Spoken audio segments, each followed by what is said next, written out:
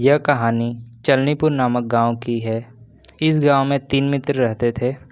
इस गांव में हर एक घर में इन तीनों मित्रों की आलसीपन और कामचोरी की चर्चा आए दिन होती ही रहती थी। इन तीनों मित्रों के माता पिता नहीं थे। इन तीनों मित्रों का नाम नकुल, भावेश और दर्पण था। कई बार गांव वालों ने इन तीनों मित्रों को गांव से निकालने की कोशिश की थी, क्योंकि ये तीनों मित्र भगवान को नहीं मानते थे।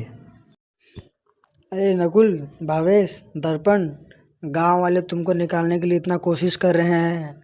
मेरा कहना है कि तुम लोग गांव से पहले ही चले जाओ, वरना तुम्हारी जान को खतरा भी हो सकता है।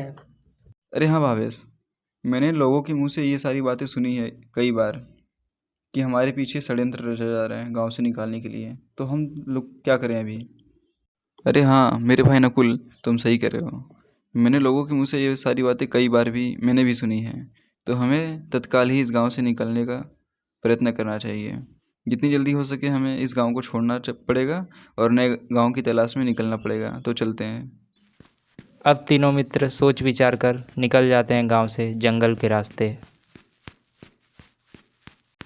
जंगल के रास्ते में उन्हें एक पंडित जी मिलते हैं, जिससे नकुल पूछता है कि दूसरे गांव जाने का रास्ता कहाँ से है। अरे बेटा, तुम तीनों आगे मत जाओ। आगे एक खाई है, वहाँ पे कोई गांव नहीं है। तुम तीनों के चेहरे पे पसीने क्यों छूट रहे हैं? क्या हुआ? कुछ बात है क्या? अरे पंडित जी, क्या बताऊँ, हम तीनों को गांव से निकाल दिया गया है। हम तीनों को मारने की भी कोशिश की गई है कई बार। इसलिए हम तीनों ने सोच विचार करके इस गांव को छोड़ने का निर्णय लिया। और फिर उसके बाद हम नए गांव की तलाश में जंगल में यहाँ वहाँ भटक रहे हैं। मैं तुम तीनों का दुख और दर्द समझ सकता हूँ कि माता पिता न होने के कारण बच्चे की समाज में क्या इज्जत रहती है। इसीलिए तुम तीनों को मैं एक राज की बात बताता हूँ। तुम तीनों को यहाँ से ठीक 4 किलोमीटर दूर सूर्यास्त के 2 घंटे पहले तुम्हें एक गुफा दिखाई देगी। उस गुफा में तुम्हें बिना डरे जाना होगा, क्योंकि वहाँ पे जो भूत पिशाच रहते हैं ना, वहाँ तुम्हें भगाने की कोशिश करेंगे, परंतु तुम्हें वहाँ से जाना नहीं है। तुम्हें आगे जाना है। तुम्हें आगे बहुत सारा सोना मिलेगा, परंतु तुम्हें सोने को लेना नहीं है। तुम्हें और आगे जाना है। तुम्हें और आगे जाने के बाद एक पेड़ दिखाई देगा।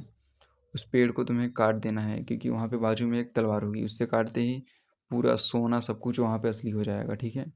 असली होने के बाद तुम चाहे जितना सोना वहाँ से लेकर जा सकते हो और अपनी अच्छी ज़िंदगी जी सकते हो।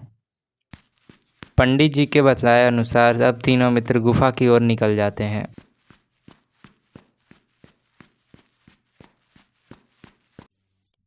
लेकिन गुफा के पहले ही पड़ाव में दर्पण डर के मारे वहां से भाग जाता है। अब तीनों मित्र में से 2 मित्र नकुल और भावेश बचे थे। अब दोनों गुफा के दूसरे पड़ाव पे पहुंचते हैं, जहां पर नकुल लालच के मारे सोना छूने की कोशिश करता है, परंतु उसे पंडित जी की कही बात याद आ जाती है। फिर दोनों मित्र गुफा के तीसरे पड़ाव की ओर आगे बढ़ते हैं। पड़ाव पे पहुंच चुके थे, वहीं उन्हें गुफा में पेड़ दिखाई देता है। फिर नकुल तलवार से उस पेड़ को काट देता है और वहाँ पे पड़ी सारी सोना, चीज़, वस्तु, हीरे, मोती, जवाहरात सब असली हो जाते हैं। अब सारे सोने को देखकर दोनों मित्रों के मन में लालच आता है।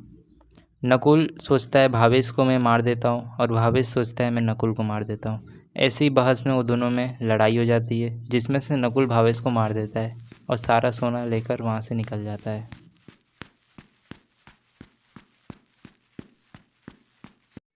नकुल अब सारा सोना लेकर गुफा के बाहर आता है।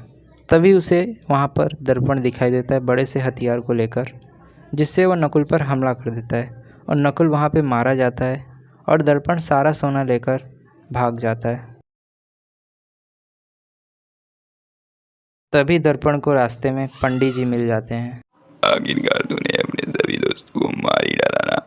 अब मैं तुझे मारूंगा।